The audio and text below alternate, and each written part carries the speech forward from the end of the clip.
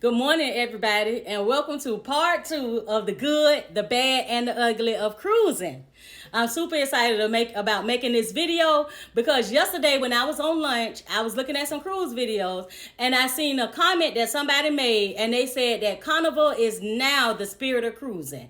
And I'm gonna explain to you why I believe that this person made this comment. But before I do, I want to point out this comment that's right here.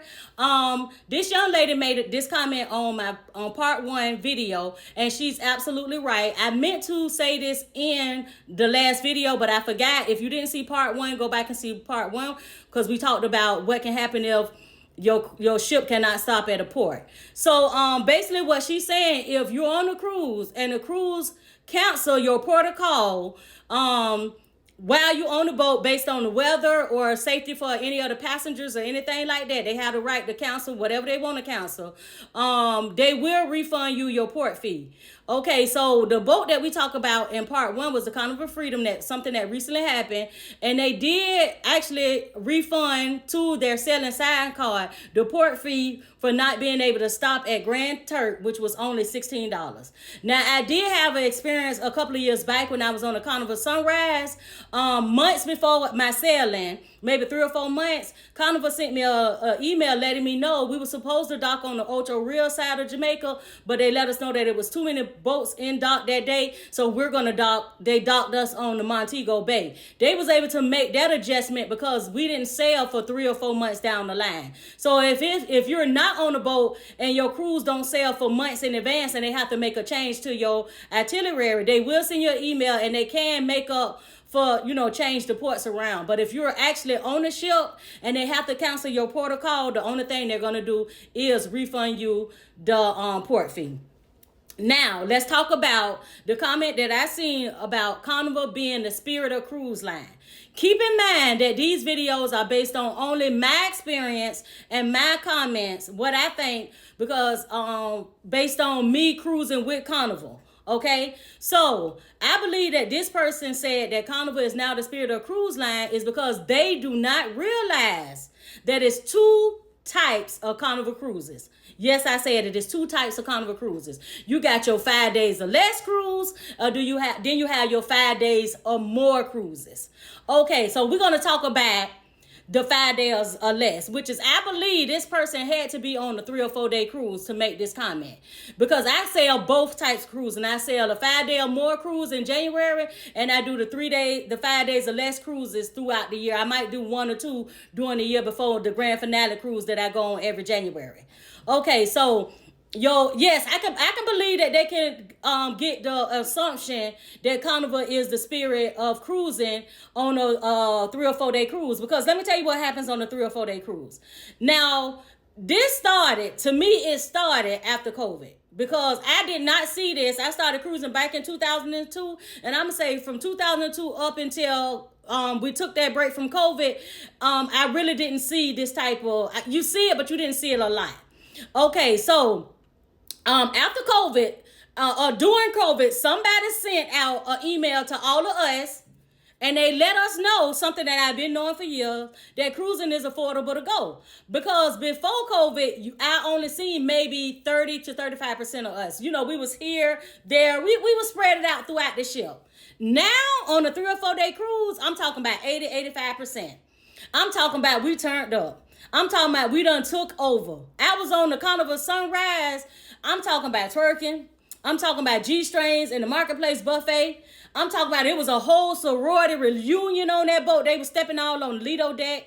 I'm talking about R&B music all day, rap music all day. I'm talking about the club off the chain. I'm talking about people bought the drink package and actually tried to drink all 15 drinks.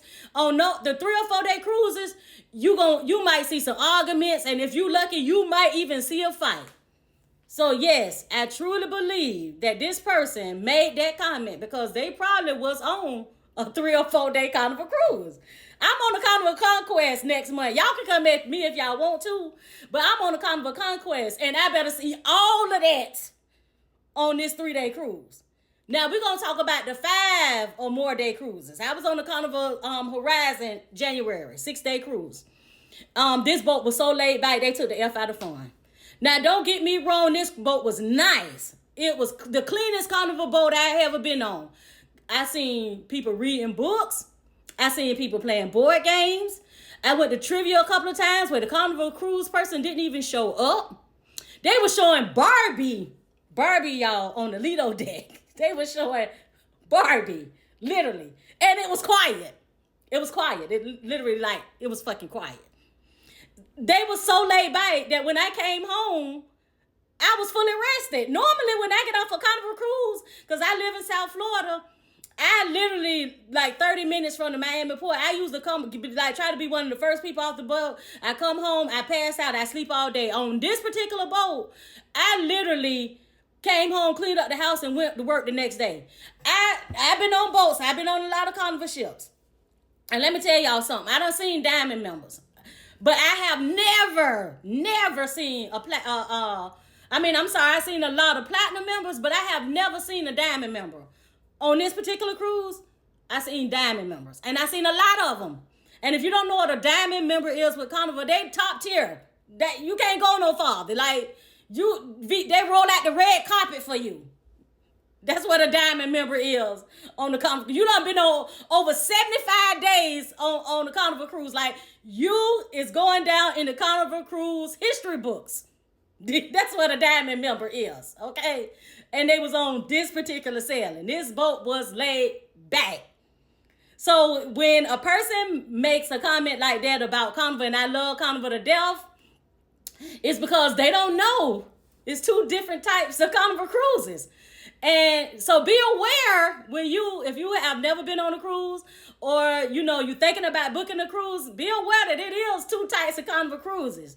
You got your spirit of the cruise line ships, and I consider those, it ain't got nothing to do with the ship itself. I think it got to do with the atmosphere. Those are your 3 to 5 day cruises.